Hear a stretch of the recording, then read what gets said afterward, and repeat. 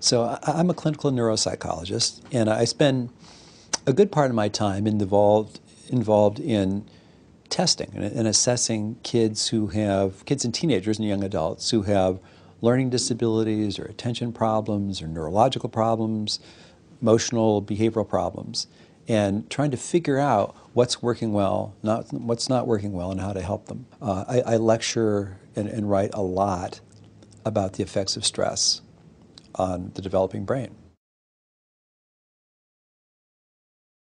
I think there's a lot of interest in this idea that the adolescent brain is very underdeveloped. It's very unlike an adult brain. The interesting thing about that is that it has all kinds of potential for development. And at the same time, developing brain systems are more vulnerable. The developing brain is more vulnerable to various chemicals or to injury, accident, various things.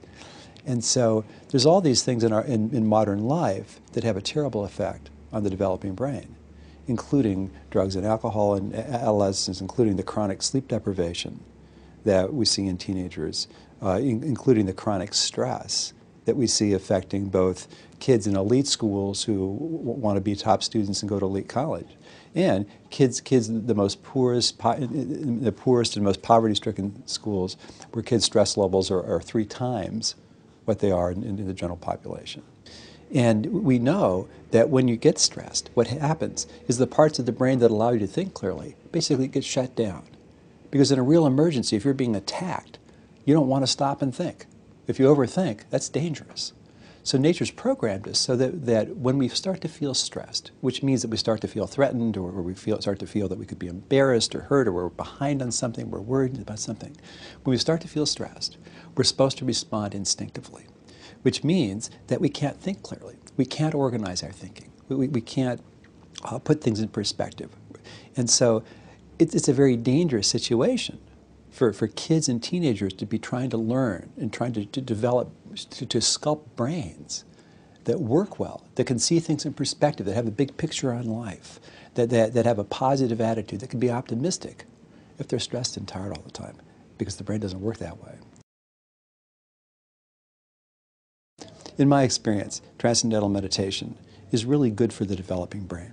I talk about transcendental meditation because in my experience, that teenagers can do it very easily, and when they do it in just 10 minutes twice a day, what they experience is that they actually have a center, they have a core of peacefulness and happiness inside them that they can access.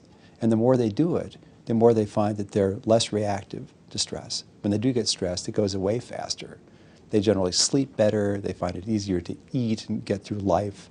And these kids simply need antidotes to these tremendous stressors, including the drugs and alcohol and sleep deprivation. Like everybody else, I'm also really concerned about this epidemic of obesity and type 2 diabetes in kids, and including quite young kids now. And that in trying to think about these problems, that people over the years have focused on diet and exercise. So for children, that means nutritional education and hopefully some kind of exercise. And yet, despite this big emphasis on diet and exercise, people just keep getting fatter and fatter, including younger and younger kids. And the current thinking is that a lot of this may be related to the fact that they're just so tired.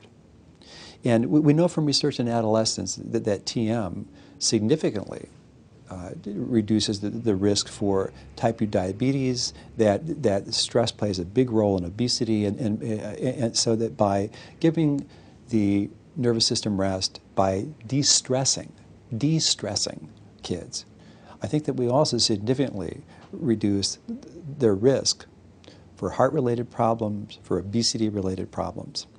And I just read a study a couple of years ago that found that if you effectively treat blood pressure in adults, you lower the risk of dementia by 50%. And which makes sense in terms of you get better blood flow to the brain.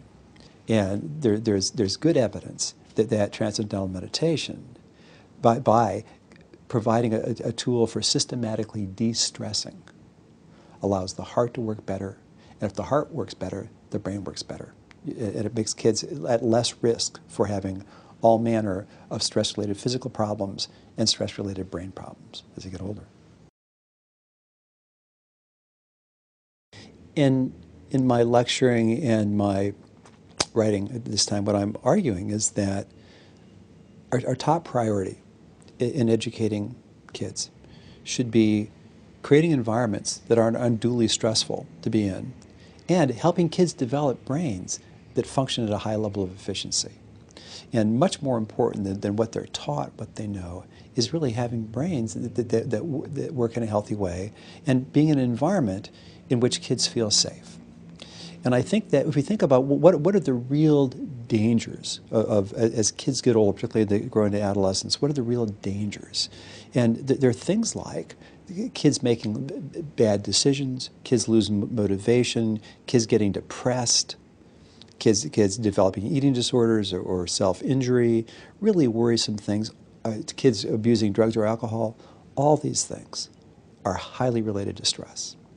And if we see transcendental meditation correctly as a beautiful tool and a very easy tool to use for normalizing the stress response, providing deeper rest, all these things get better.